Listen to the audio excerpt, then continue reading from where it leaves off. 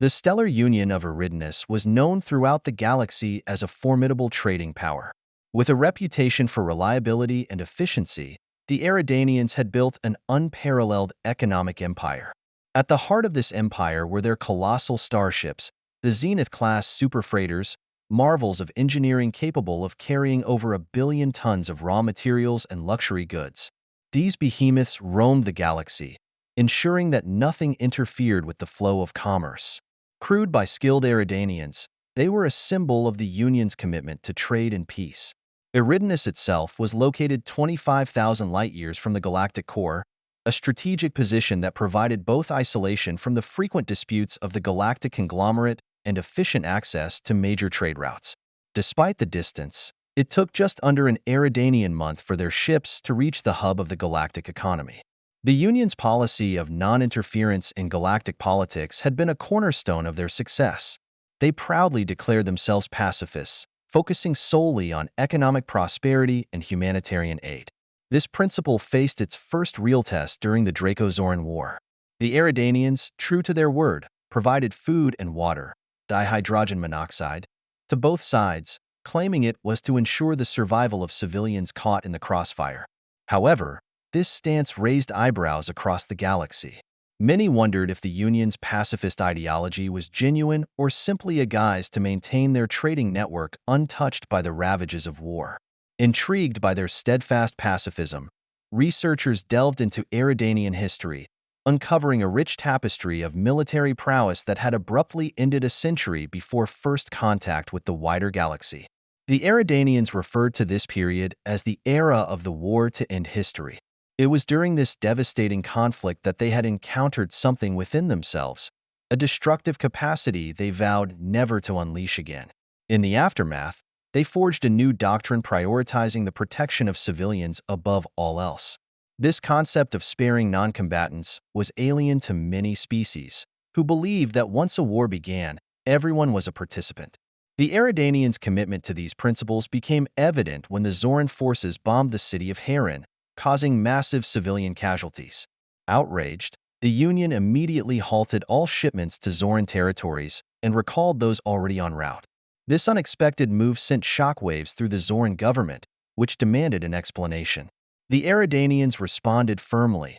They would not be complicit in the slaughter of innocents. The Zorans were incensed, viewing this as an act of economic warfare, but the Eridanians were unyielding. Geographically isolated and difficult to reach, the Union was confident that no one could muster a force capable of challenging them on their home turf. And so, the galaxy watched as Zoran society spiraled into a brutal civil war, exacerbated by the lack of critical supplies. The Eridanians, while responsible for the initial withdrawal of aid, could not bear to see prolonged suffering.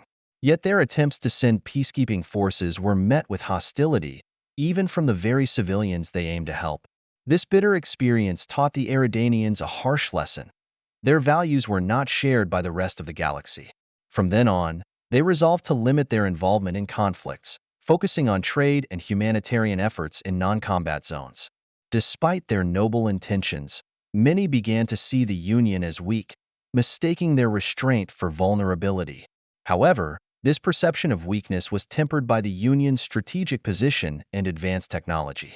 Their isolation provided a natural defense, making any large-scale invasion logistically challenging. Only two empires, the Cygni Dominion and the Taurus Consortium, had the capability to launch such an endeavor. The Cygni, with their militaristic culture, respected the Eridanians' latent potential for warfare, famously stating, "One never truly forgets the art of war." The Taurus, on the other hand, harbored deep-seated animosity, frequently skirmishing with Eridanian freighters on the fringes of their territory.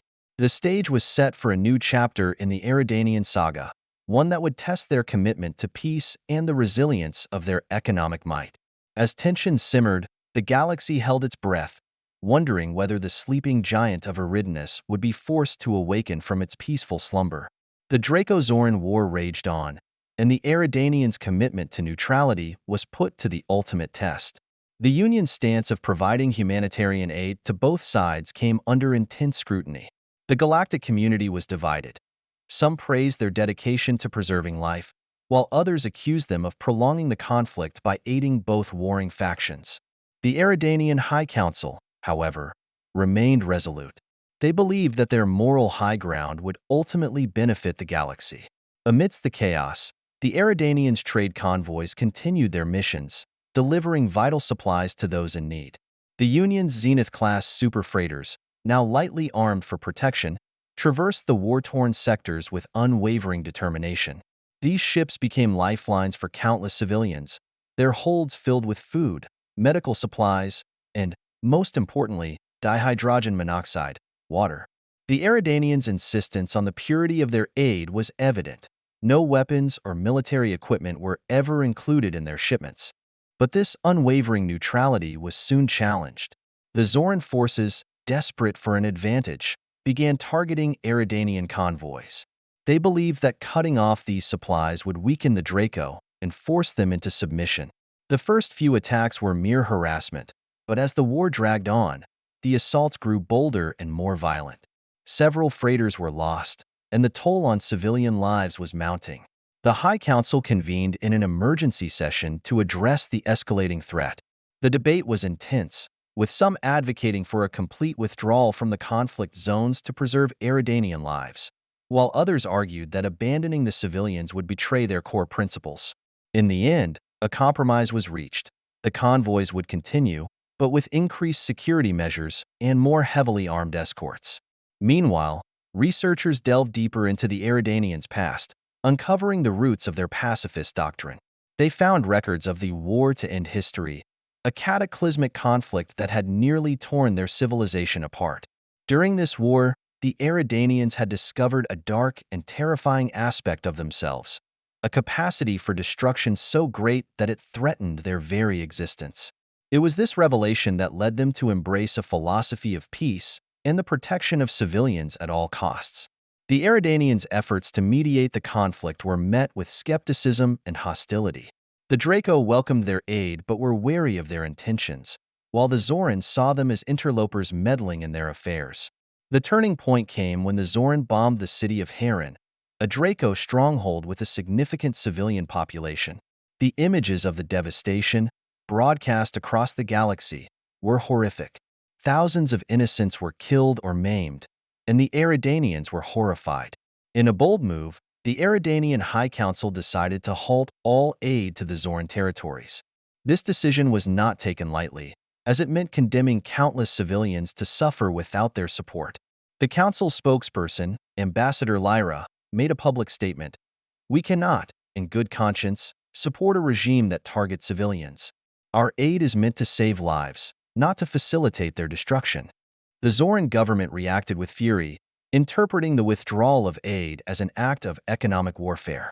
They accused the Eridanians of siding with the Draco and vowed retribution. But the Union stood firm, reiterating their commitment to humanitarian principles. The galactic community watched in awe and apprehension, unsure of what would come next. The situation deteriorated rapidly. Zoran forces intensified their attacks on Eridanian convoys, and the Draco, emboldened by the Union's stance, launched counteroffensives.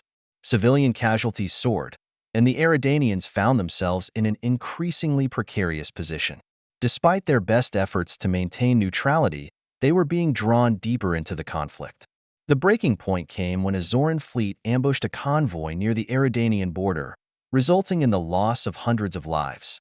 This act of aggression could not go unanswered. The High Council, after much deliberation, authorized a limited military response to protect their convoys. Eridanian warships, once thought to be relics of a bygone era, were mobilized. As the Eridanians prepared for a defensive stance, they realized that their values were under siege.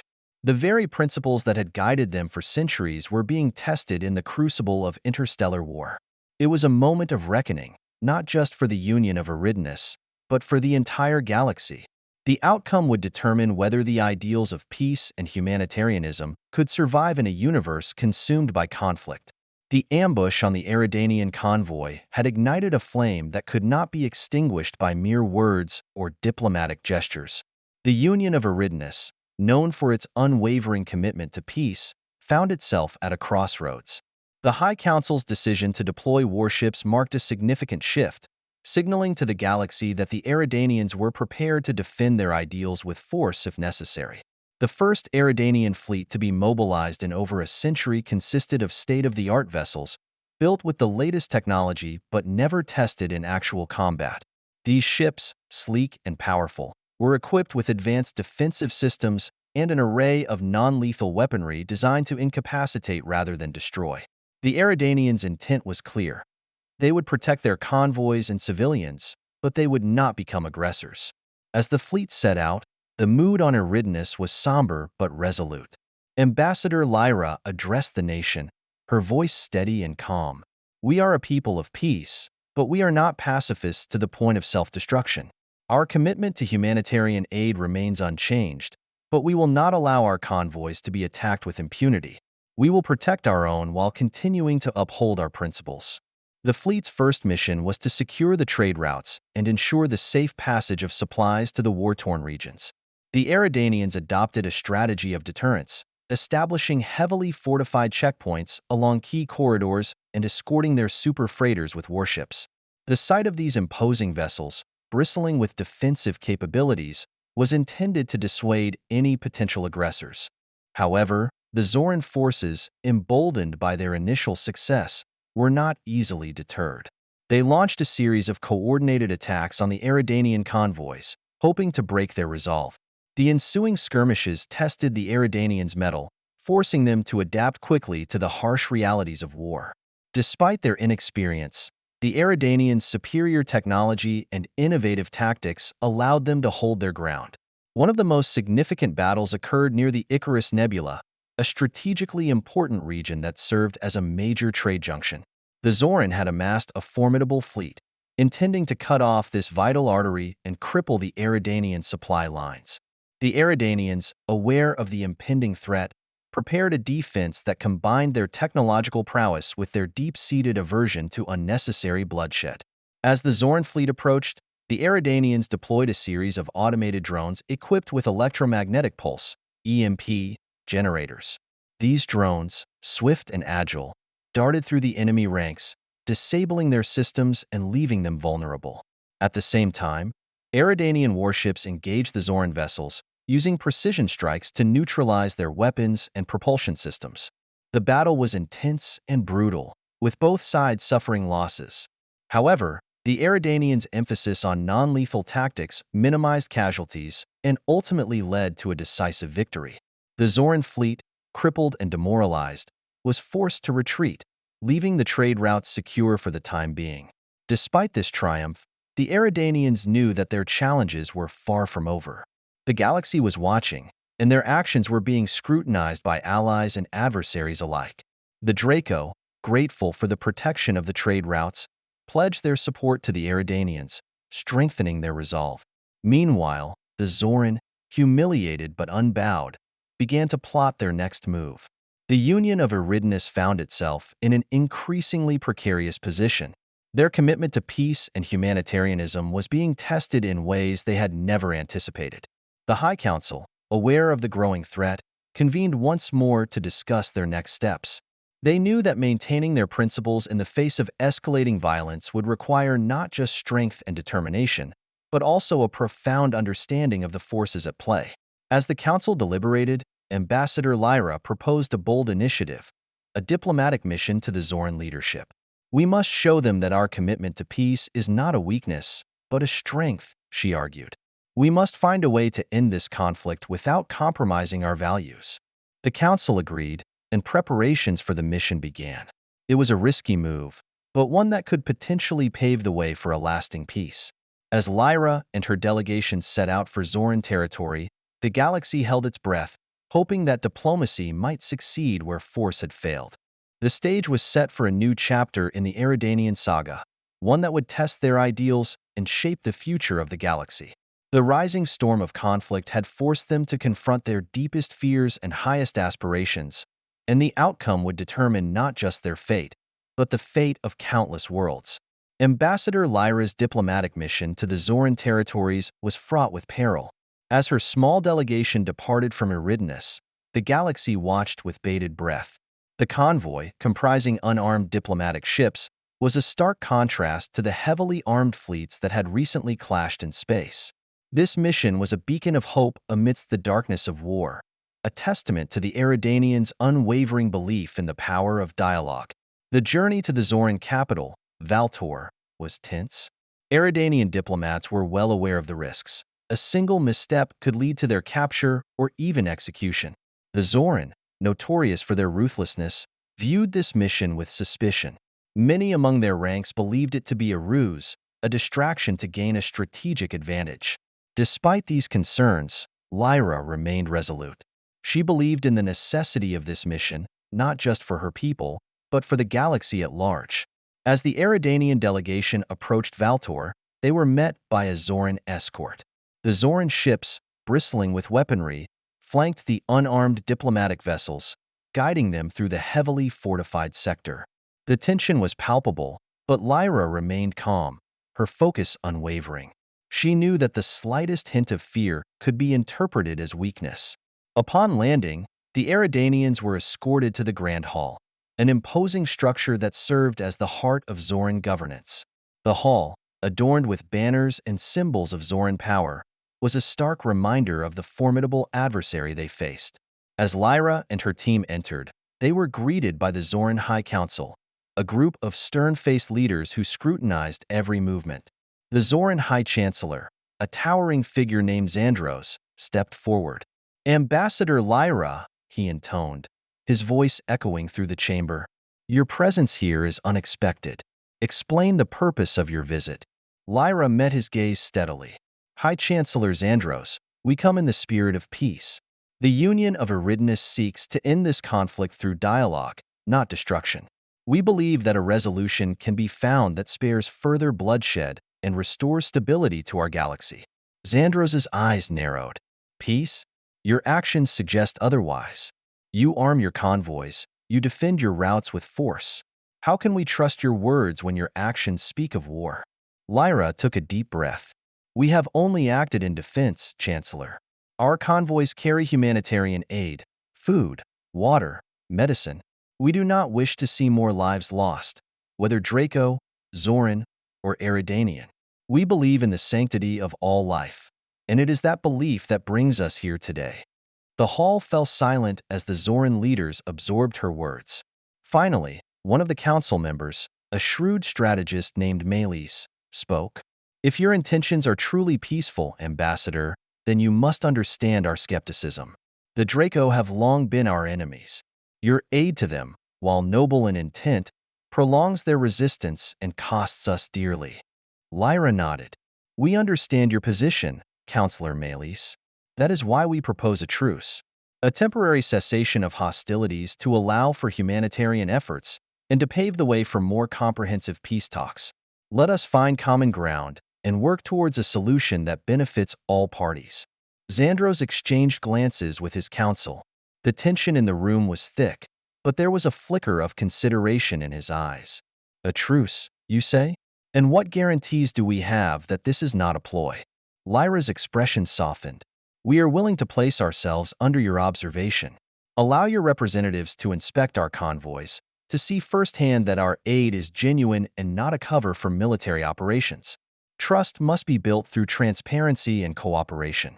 The room was silent for what felt like an eternity. Finally, Xandros spoke. "Very well, Ambassador. We will consider your proposal. But know this, our patience is limited and our resolve is strong. Any sign of betrayal, and we will not hesitate to respond with full force."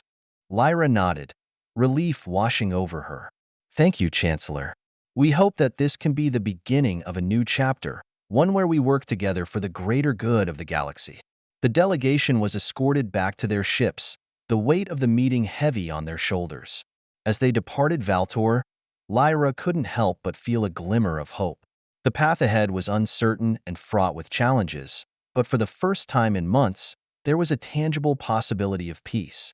Back on Eridanus, the High Council received Lyra's report with cautious optimism. The galaxy held its breath, watching to see if this bold gamble would pay off. The stakes were higher than ever, but the potential rewards, a lasting peace and the preservation of countless lives, made the risk worthwhile. As the Eridanians and Zoran began the tentative steps towards a truce, the galaxy remained on edge. The outcome of these negotiations would shape the future, determining whether the Union's ideals could withstand the harsh realities of war or whether they would be forced to abandon their principles in the face of an unforgiving universe. The truce between the Union of Eridanus and the Zoran Confederation was a delicate, tenuous thread that both sides held with cautious hands. It was a step toward peace, but one fraught with suspicion and uncertainty. As the news of the truce spread, reactions across the galaxy were mixed. Some saw it as a beacon of hope, while others viewed it as a temporary lull before the storm. In the days following the agreement, the Eridanians began organizing their humanitarian missions with meticulous care. Convoys were inspected by Zorn officials, who scrutinized every detail to ensure there were no hidden agendas. The process was slow and often contentious, but it was necessary to build the fragile trust needed to sustain the truce. Ambassador Lyra remained at the forefront of these efforts, her presence a constant reminder of the Union's commitment to peace. She worked tirelessly to coordinate with Zorn representatives, addressing their concerns and resolving disputes. Despite the challenges, she remained optimistic, believing that each successful mission brought them one step closer to a lasting resolution. On Eridanus, the mood was cautiously optimistic. The High Council continued to support the truce, but they were acutely aware of the risks. They knew that any misstep could shatter the delicate peace they had worked so hard to achieve. As a result, they redoubled their efforts to ensure that every action taken by their forces was beyond reproach. In contrast, the atmosphere on Valtor was tense and skeptical. The Zoran High Council, led by Chancellor Zandros, remained wary of Eridanian intentions. They had agreed to the truce out of pragmatism rather than trust, and many among the Zoran leadership believed it was only a matter of time before the Union showed its true colors. Zandros himself was torn between his desire for peace and the pressure from his advisors to prepare for renewed conflict. Amidst this backdrop, a critical incident threatened to unravel the progress made. A convoy of Eridanian freighters, escorted by a small fleet of warships, was en route to deliver essential supplies to a besieged Draco colony. As they passed through a contested sector, they were ambushed by a rogue Zoran faction opposed to the truce. The attack was swift and brutal, resulting in significant damage to the convoy and the loss of several lives. The news of the attack spread quickly, sending shockwaves through both Eridanus and Valtor. On Eridanus, there was an outcry for retribution. The High Council convened an emergency session, with many members arguing that the truce had been violated and that they should respond with force. However, Lyra urged restraint, reminding them of their commitment to peace and the importance of verifying the facts before taking action. In Valtor, Chancellor Zandros faced a similar dilemma. The attack by the rogue faction had not been sanctioned by the Zoran High Council, but it had nonetheless undermined their position. Some within the council saw it as an opportunity to end the truce and return to a state of war. Zandros, however, saw the incident as a test of their resolve to pursue peace. He called for an investigation into the rogue faction and pledged to cooperate with the Eridanians to bring those responsible to justice. Despite the tensions, Lyra and Zandros arranged an urgent meeting to address the crisis. The meeting, held on neutral ground in the Draco system, was fraught with tension. Both sides presented their grievances, but they also acknowledged their mutual desire to prevent further bloodshed. Through hours of negotiation, they reached a consensus. The truce would hold, and joint efforts would be made to root out the rogue faction responsible for the attack. This agreement was a pivotal moment, demonstrating the resilience of the truce despite the challenges. The investigation into the rogue faction began immediately, with Eridanian and Zoran forces working together to track down and neutralize the threat. This collaboration, though initially uneasy, started to build a foundation of trust between the two sides. As the days turned into weeks, the cooperative efforts yielded results. The rogue faction was dismantled, and those responsible for the attack were brought to justice. This success was a significant victory for the truce, reinforcing the commitment of both the Union of Eridanus and the Zoran Confederation to pursue peace. The galaxy watched with bated breath as the fragile truce held firm.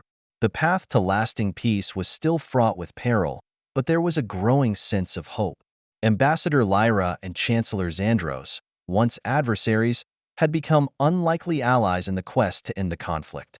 Their leadership and determination inspired others to believe that perhaps, against all odds, a new era of peace and cooperation was possible. In the end, the true test of the truce would be time. The galaxy's wounds would not heal overnight, and the journey toward reconciliation would be long and arduous. But for the first time in many years, there was a glimmer of hope that the cycle of violence could be broken and that a brighter future awaited. The initial success of the joint investigation brought a sense of cautious optimism to both Eridanus and Valtor. However, beneath the surface, shadows of suspicion lingered. Old wounds and deep-seated mistrust were not easily forgotten, and both sides remained vigilant, wary of the other's true intentions. Ambassador Lyra, still tirelessly working to uphold the truce, began to notice subtle changes in the demeanor of her Zoran counterparts. They seemed more guarded, their interactions tinged with an edge of wariness that hadn't been as pronounced before. Lyra couldn't shake the feeling that something was amiss. On Eridanus, the High Council remained supportive of the truce but shared Lyra's concerns. Councillor Darius, a staunch advocate for the truce, voiced his apprehensions during a council meeting. "We must remain vigilant. The peace we've worked so hard to establish is fragile, and we cannot afford to be complacent. The Zoran are unpredictable, and we must be prepared for any eventuality." Lyra agreed but emphasized the importance of maintaining their commitment to peace. "We must not let fear dictate our actions. If we allow suspicion to cloud our judgment, we risk undoing everything we've achieved. We must continue to build trust, even if it is a slow and arduous process." Meanwhile, in Valtor, Chancellor Xandros faced his own challenges. The rogue faction's attack had stirred dissent within the Zoran High Council. Some members argued that the Eridanians couldn't be trusted and that they should prepare for the possibility of renewed conflict. Xandros, however, remained firm in his belief that peace was the only viable path forward. During a heated council meeting, Councillor Melis voiced the concerns of many. "Chancellor, while we appreciate your efforts towards peace, we must acknowledge the reality. The Eridanians are not our allies. They are adversaries who happen to be engaged in diplomacy. We must strengthen our defenses and prepare for the worst." Xandros nodded, understanding their fears. "I understand your concerns, Councillor Melis, but we must not lose sight of our ultimate goal. Strengthening our defenses is prudent, but we must also continue to engage in dialogue. Peace is not achieved through force, but through understanding and cooperation." Despite the internal and external pressures, both Lyra and Xandros continued to push for more collaborative efforts. They organized a series of joint missions, not only for humanitarian aid but also for infrastructure rebuilding in war-torn areas. These missions were intended to foster goodwill and demonstrate the tangible benefits of the truce. One such mission took place on the planet Alaris, a Draco colony that had suffered extensive damage during the conflict. The joint Eridanian-Zoran team worked tirelessly to rebuild schools, hospitals, and homes. The sight of Eridanians and Zoran working side by side, once unthinkable, began to inspire hope among the Draco populace and even among some skeptics on both sides. However, not everyone was pleased with the progress. Hidden factions within both the Union and the Confederation saw the burgeoning cooperation as a threat to their interests. These factions began to conspire, hoping to sabotage the peace efforts and reignite the conflict for their own gain. One evening, as Lyra reviewed reports in her temporary office on Alaris, she received an encrypted message from an anonymous source. The message contained detailed information about a planned sabotage by a rogue Eridanian faction.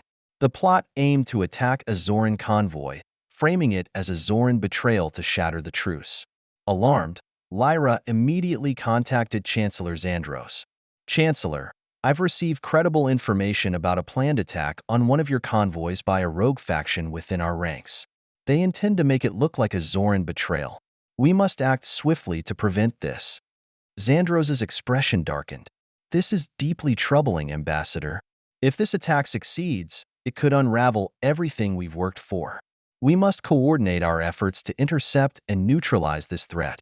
Together, they mobilized their respective security forces, coordinating a joint operation to thwart the sabotage. The mission was tense. requiring precise timing and impeccable coordination. As the rogue faction prepared to launch their attack, they were met with overwhelming force from the joint Eridanian-Zoran task force. The operation was a success. The rogue faction was apprehended, and the planned attack was foiled. The incident, though perilous, proved to be a turning point. It demonstrated the effectiveness of their cooperation and the strength of their resolve to maintain the truce. In the aftermath, Lyra and Xandros addressed their respective councils, urging continued vigilance and cooperation. The path to lasting peace remained fraught with challenges, but the successful thwarting of the sabotage plot reinforced their commitment to the cause. As the galaxy watched, the union of Eridanus and the Zoran Confederation took another step forward on the arduous journey toward reconciliation. The shadows of suspicion had not dissipated entirely, but the light of hope burned a little brighter. With each passing day, the dream of a lasting peace seemed just a bit more attainable. In the aftermath of the thwarted sabotage plot, tensions simmered beneath the surface of the fragile truce between Eridanus and Valtor. While the immediate threat had been neutralized, mistrust lingered like a shadow, casting doubt on the future of their newfound cooperation. Ambassador Lyra returned to Eridanus with a heavy heart. The revelation of the rogue faction's actions had shaken her confidence in their ability to fully trust their Zoran counterparts. She knew that rebuilding trust would require more than just successful joint operations. It would demand genuine transparency and shared commitment to peace. On Eridanus, the public reaction to the sabotage plot varied. While many citizens applauded the swift action taken by their forces, others expressed renewed skepticism about the truce. Councillor Darius, sensing the shifting sentiment, addressed the High Council with a solemn tone.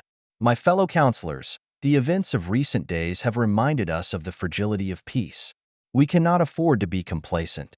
While our cooperation with the Zoran has yielded positive results, we must remain vigilant. Trust is earned through actions, not words." Lyra nodded in agreement, her mind racing with thoughts of what more could be done to solidify the truce. She knew that one successful mission or joint operation would not erase centuries of animosity and suspicion. It would take sustained effort and unwavering commitment from both sides. In Valtor, Chancellor Xandros faced similar challenges. The revelation of the rogue faction's plot had sparked outrage among some Zoran factions who saw it as evidence of Eridanian treachery.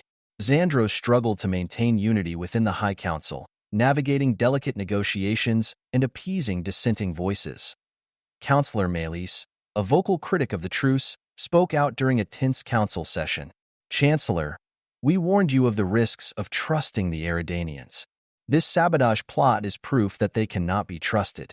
We must take decisive action to protect our interests and prepare for any eventuality." Xandros listened to the councillor's concerns but remained steadfast in his commitment to diplomacy. "Councillors, I understand your concerns, but we cannot let fear dictate our actions.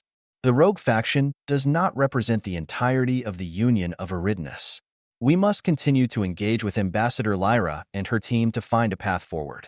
Despite the challenges, Lyra and Xandros maintained open lines of communication, meeting regularly to discuss shared concerns and coordinate future initiatives.